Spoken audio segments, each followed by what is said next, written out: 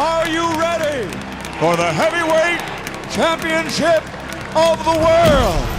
Are you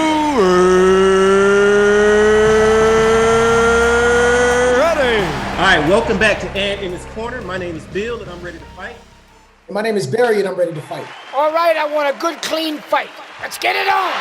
Welcome to Ant in His Corner, where we settle the score once and for all on who's the best. That includes best music, best shows, best movies, best anything. This week, what are we talking about, Bill? Hey, we got a good one. We're talking about an upcoming versus battle, October 17th. However, there were only silhouettes of the two people, so everybody's trying to figure out who it is. Yeah. So backstory, I sent this the screenshot of the silhouettes to Bill, and I thought I had some insider information. I felt so good about myself, and I basically said, "Hey, I think this is KRS-One and Big Daddy Kane." And then I go back to the screenshot that I sent him, and everybody said that in the comment section. So I think this may be a no-brainer, but they may be trying to throw us off of their scent. So we're gonna do this preview, but we're still not entirely sure. It's KRS-One and Big Daddy Kane, but the silhouettes look perfectly aligned with KRS-One wearing his hat and then Big Daddy Kane's fade. So yeah. I'm pretty sure it's them, but just in case we're wrong, we'll have to put an asterisk on this episode. Absolutely. So again, it popped up, Versus popped up. I hit Barry, sent him the Instagram page or the story. It's like, hey, here it is. So like Barry said, we kind of were looking in the comments, and the Big Daddy Kane because of the fade. We saw that. The second silhouette was kind of, back and forth. It could be KRS-One, it could be somebody else.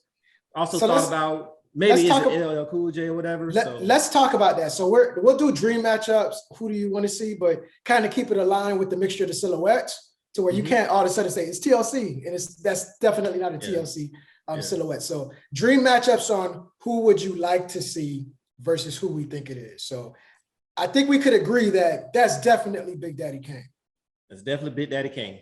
It's with the hat, it's throwing me off. I'm not gonna lie. And it looks like either Big Daddy Kane or it could be Rakim. Well, that's the thing. I was gonna say the one on the left could possibly be Rakim.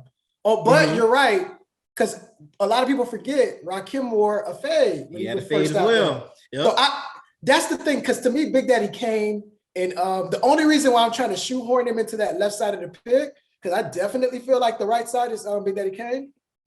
I think what people wanted to see more back in the day was Big Daddy Kane and Rakim.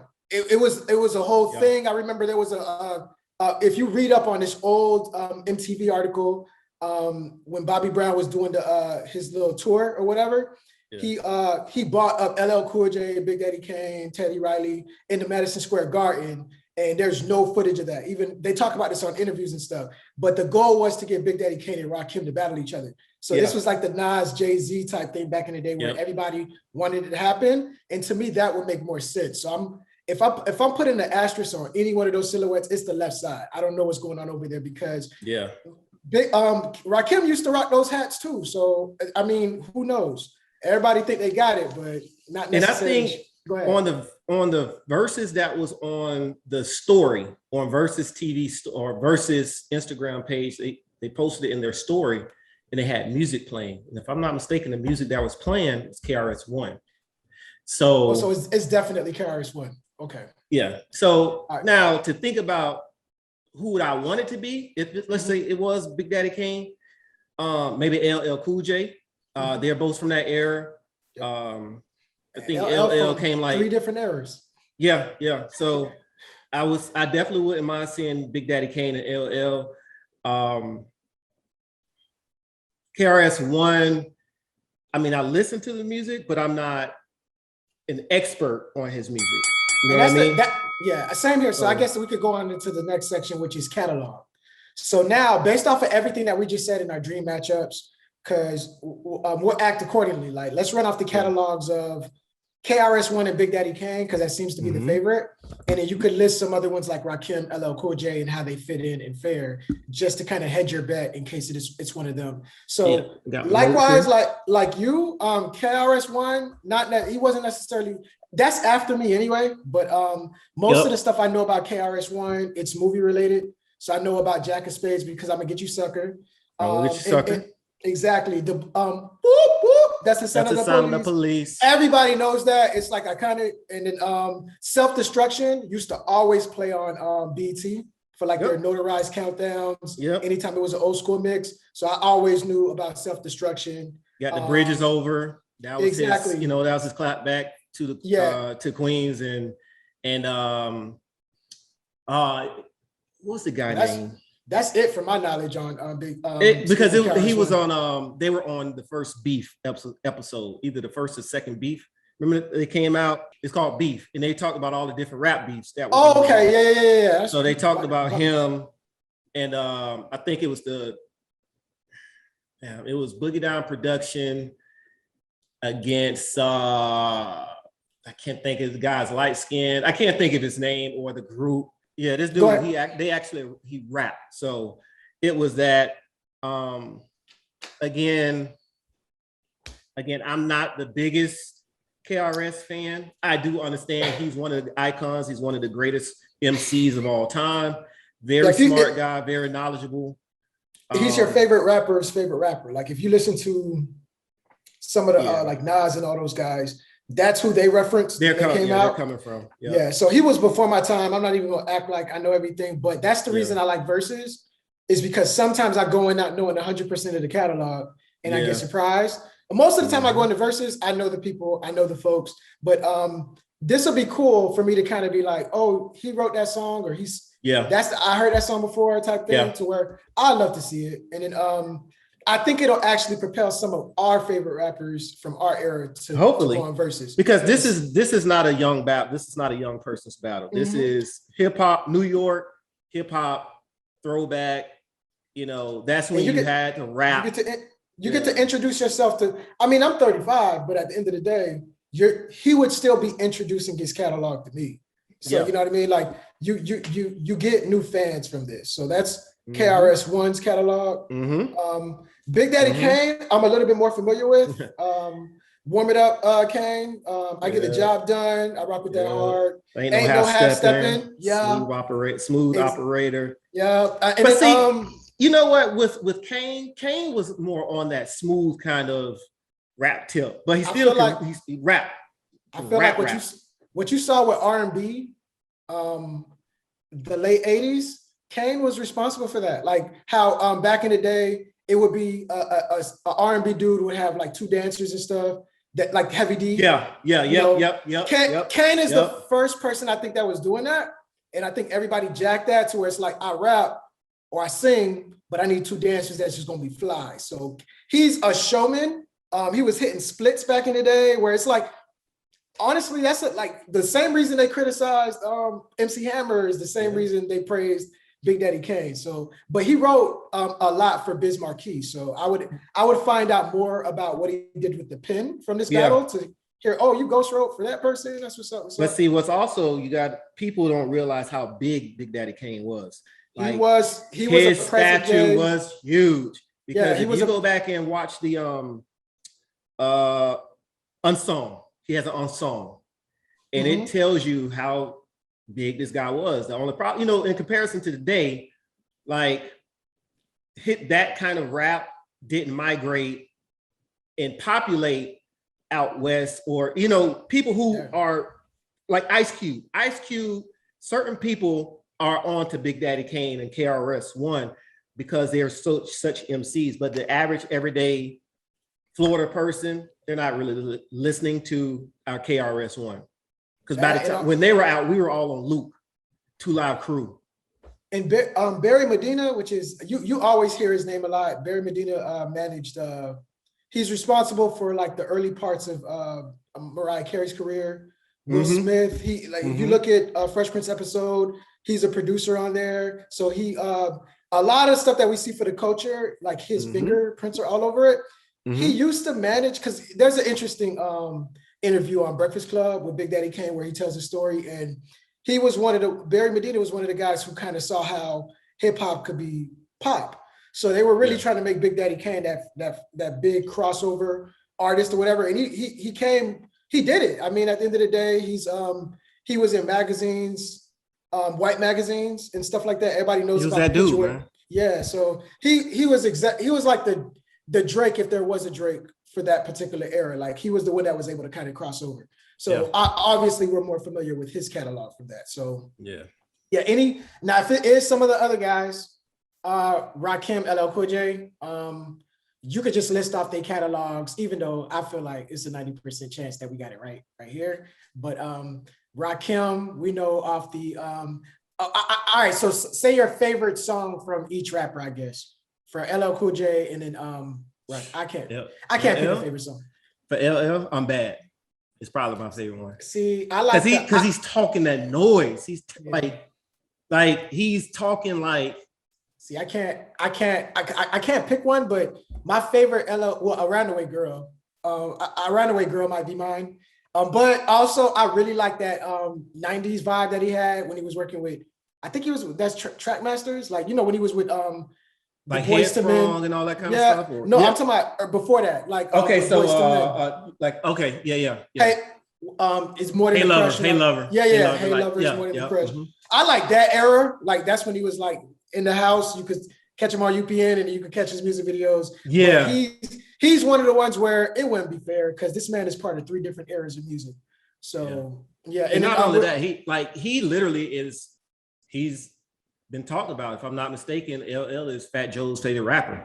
Yeah. So a lot of people. Yeah, man. We're talking about iconic status. We're not talking about like a guy who just rap. He is, because remember, he's one of the first rappers to cross over to being an actor. Yeah, I mean, if you don't get an LL, I don't know if Def Jam survives for as long as it did. He single-handedly kind of made them into a respectable business. So that's what's up.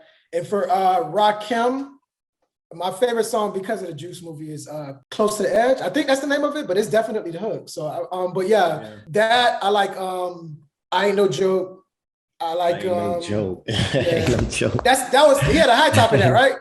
Yeah, ain't no joke. Yes, it's sir. Weird. And you know, a video I look back, because I be watching some old videos on Vivo every once in a while with YouTube. I didn't even know Wyclef was he may or may not be the one who helped produce or with part of the production, but Wyclef is definitely playing the strings on Don't Sweat the Technique. So yeah, I mean, so I would like to see him in a battle. I think he's up for it. I don't think they're going to match him up with Big Daddy Kane because those silhouettes look off to me. But anything you want to add? Well, also with those guys, and you're looking at the people who are getting on and watching these verses, are those 2 guys going to hold the interest of the people long enough? You know what I mean? If I'm listening at 20 songs, I need at least 15 to be like, man, like although we saw the Locks beat Dipset like senseless down the street. Yep. We still knew all the Dipset songs. Yeah. You know what I mean? So with this one, they were really they do come from an era where it was all about showmanship. Yeah. To where, especially Big Daddy Kane, I'm not saying he has to hit splits, but I definitely need to kind of be interested, like you said. If I don't know a song and you could tie it to a story, and I think the best versus battle, my favorite has been L.A. Reid and Babyface, because every song they tied a story to it. Even though I know the song. You mean Teddy Riley and Babyface? What did I say? L.A. Reid. Oh, my bad. All right, my bad. Babyface and Teddy Riley. I almost did it again. I probably did. All right, no, Babyface and Teddy Riley. That one, they added a story to every song. So I feel like if I don't know the music, just add a signature to it where it could be relatable to me. Okay. So if they could do that, I'll sit down and watch 20 songs, even if I know only 4 of them. I'll be straight. Yeah. Well, let me ask you this. What are your top 3 verses so far? My top 3 verses so far have been Babyface and Teddy Riley. And that's because I love New Jack Swing. Babyface is my favorite writer. Yep. And the next one would have to be the Isley Brothers and Earth, Wind and Fire. Earth, Wind and Fire is like definitely one of the baddest bands ever assembled. I'm still in the Steve Harvey quote. And then the Isley Brothers, I learned a lot about them that I didn't know before. So that's second. Third, I gotta think. Can you come back to me on my third? Let me hear your top three. Well, we got the same top two. All right, we got the same top two. And I mean, a lot of the other ones, I feel like it changes based off of the time you ask me. Like, I really like the Ja Rule and Fat Joe, but I feel like Joe's side left me a little hungry, just the way he played his records. So I'm not gonna catapult that high enough. I love the SWV versus SW Escape. Yeah, and that was solid. I mean, Brandy and Monica was solid. Beanie Man. Beanie Man. Banneker. Mm-hmm. I think my third would be Keith Sweat and Bobby Brown. Oh, I'm tripping. Oh, excuse me. All right, there we go. All right, that will have to be my third. I am tripping. All right, there we go. That's my third. Anything related to New Jack Swing, I'm gonna rock with it. So I got 2 out of my top 3 are new. Now, see, with that, we know a lot of the catalog. But I sometimes I force people to watch verses. Like, I forced a couple of my friends to watch Keith Sweat and Bobby Brown. I knew 100% of the catalog. They didn't. They came back to me saying, oh, shoot, I liked it because I learned a lot. So now this is me putting myself in their shoes to where I'm coming in not knowing a lot of the music, and hopefully I leave entertained. So I think it's possible. Like, I feel like outside of, it's because you know a lot about music, so you don't know how it feels to be ignorant to some of the tracks. Yeah. But people, if you look in the comment section, that's like 90% of the Versus audience don't know the music. So they're always like, I didn't know he sings this song, or I forgot about this song, or I never heard this song, or what's the name of this song? So and now we're going to be part of that 90%. That's it. Yeah. So, and one more question. Yep. I was discussing this yesterday. If you can go back and have 2 people do another versus, right? It doesn't have to be a rematch, just another 2 people who have already gone. Who would you choose? Because I already know who I would choose. I would choose the people who kind of messed up. So, I mean, we had internet issues with Nelly. We had internet issues with 112 and Jagged Edge. Yeah. We had, I feel like Little John went a little too soon. And I feel like, sadly, a lot of people didn't get to experience his catalog, and he has a rich catalog. Mm-hmm. So, but if I had to pick one to get it done the right way, 112 and Jagged Edge, but I wouldn't have them face each other. I would match them up against other groups. Yeah. All right. So I got one. These guys went very, very, very early. They battled separate people, but I want to see these 2 guys battle each other, and it would be The Dream and Neo. Wow. They are responsible for a lot of hits, either who they wrote for or they have hits themselves. To the left. Yeah, Neo got some nice penmanship. So you got good pens. Good pens. Yeah, if you on Tidal and you check credits as frequently as I do, his name comes up a lot. So he's responsible. Yep, take I feel like a lot of these guys, Umbrella. A lot of the early ones, they need do-overs. So I agree with that. Now, let's get down to some guesses. I'm gonna be fair with my percentage this time, and percentages mean nothing. So we'll get into like who would win, just imaginary, based off of the names that we mentioned.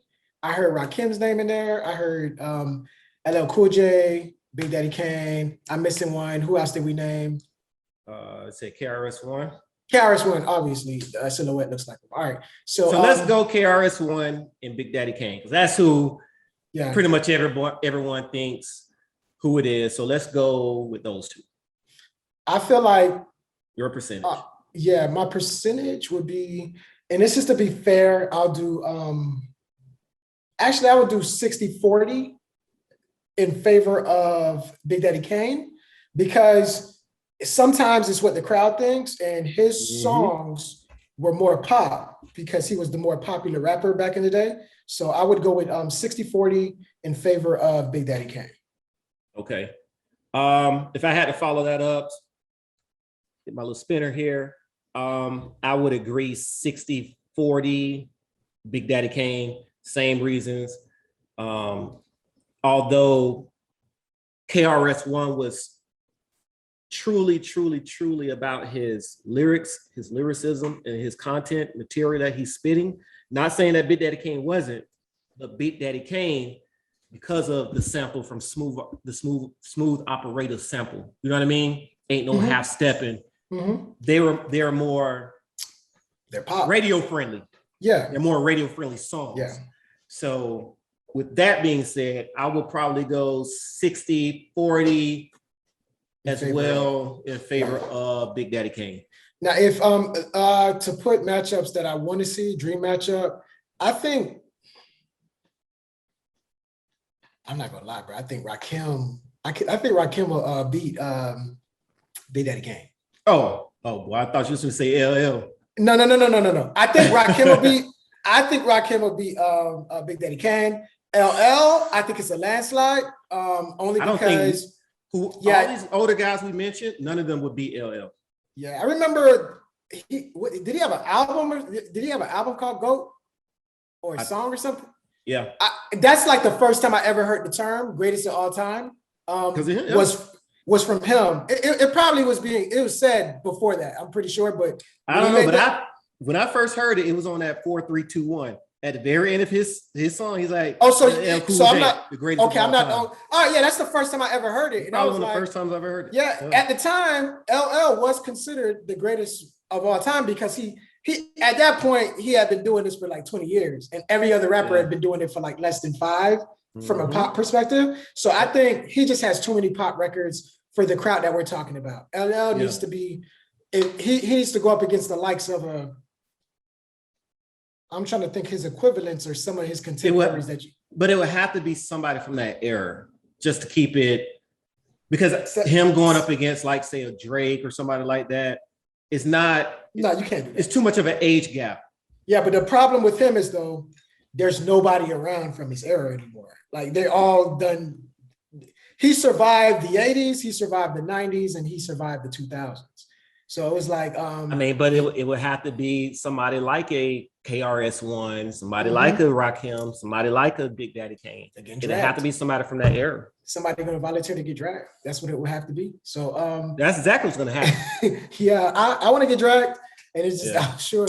But no, that's what we got. So I mean, look at the silhouettes. Everybody seems to agree. It looks extremely familiar to the names that we're saying: Big Daddy Kane and KRS-One. If you guys got some other guesses, where could they? How could they let us know their guesses, Bill? Man, you know what to do. Go down to the comment section, my 2 cents, and let us know. Do you guys think that it is Big Daddy Kane and KRS-One? Do you think that it's somebody else?